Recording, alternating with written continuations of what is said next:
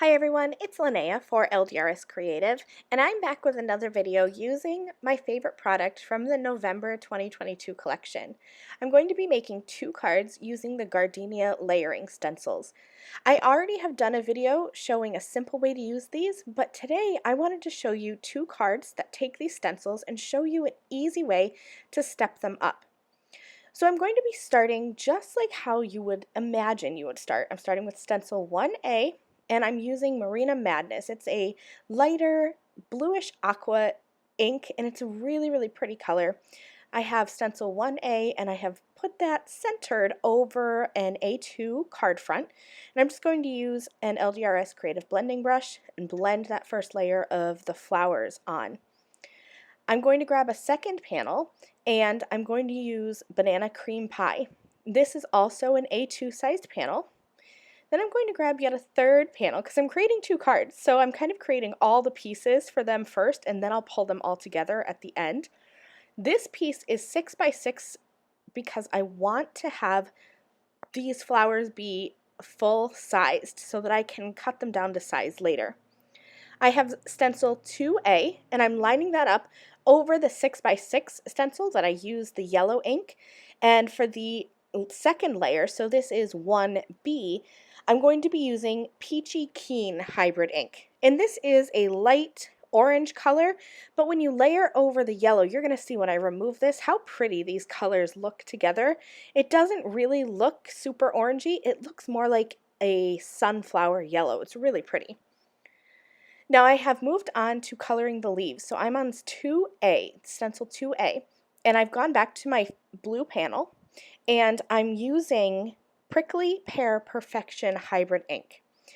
And then I'm going to remove that stencil and set this aside. For my yellow panel, I'm going to be using a different green combination. This is still stencil 2A, so the first layer of the leaves, and I'm using Olive Branch here. Just going back and forth, making sure that I get my ink into all the nooks and crannies of those leaves. Then I'm going to move on to stencil 2B. And this is the only panel that I'm going to be inking up the second layer of the leaves. I'm going to be doing something special with the other panel. For this layer, I am using Evergreen ink, so this is a darker pine green ink, and it's just really pretty. Now I should note that I did not add the second layer of the flowers onto this panel because I don't need it. I'm going to actually be cutting apart my second yellow panel, this one, so that I can pop up those flowers. Remember that I'm showing you two different ways to step up these Gardenia layering stencils. So here is the first way. I'm going to be using some glitter gel. You can use any glitter gel in your stash. In fact, you could even use, if you have a transfer gel, this would be really pretty with foil. I grabbed an aqua colored glitter gel, and I'm just going to lay this all over. This is stencil 1B, so the second layer of those flowers. And this is going to give, instead of just having ink with the darkened areas, this is going to give me this glittery look, and it's so pretty, and it doesn't take me long at all. I just used a thin layer. I'm going to set this aside for only about 5 minutes. I just kind of cleaned up the other things that I had finished working with, and by the time I was done with that, my Glitz glitter gel was dry. I'm going to now come back, and this is stencil 2B, so this is the second layer of those leaves, and I'm going to add the green glitter gel over the top. This stencil, you do want to be careful because it has those fine details in there, so be careful peeling that stencil off to make sure that you don't mess up those fine detail lines. Here is the second way that I'm going to use these stencils to kind of step up my card design. Remember, I created that second panel, and I'm going to just use my scissors and cut out these flowers.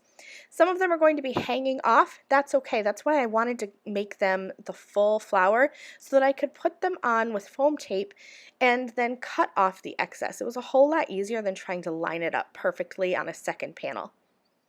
Before adhering those popped up flowers, I went ahead and added some black watercolor spatters to the background of my card. And then I took some foam tape, put it on the back of each of those flowers, and popped them up. You don't need to stencil the leaves onto the layer of the flowers that you're going to be cutting out. I did just so that I could easily see where I needed to cut in between the petals, but you don't have to. I think you could easily skip that part. I popped them up with foam tape and then I cut off the extra. I went ahead and trimmed off about 1/4 of an inch on both panels and put them onto a black piece of cardstock just to give it a little bit of a defined edge. And now I'm going to add some finishing touches. I'm going to add some glitter onto the yellow flowers just because they are popped up and so there's dimension there, but I wanted a bit of sparkle. I die cut my sentiments using the Everyday Word dies and the All Occasions Word dies, backed them with a white backer, and then mounted them up with foam tape, and I'm just going to pop them up. So here's the first way that you can step up your stencils. Go ahead and just cut them out and pop them up. Nothing's stopping you from altering those images and creating them more like a stamped image than a stenciled image. Don't forget to use your glitters and your pastes with your layered stencils because it'll really take your cards to the next level. Thanks so much for watching. I'll see you again soon. Bye!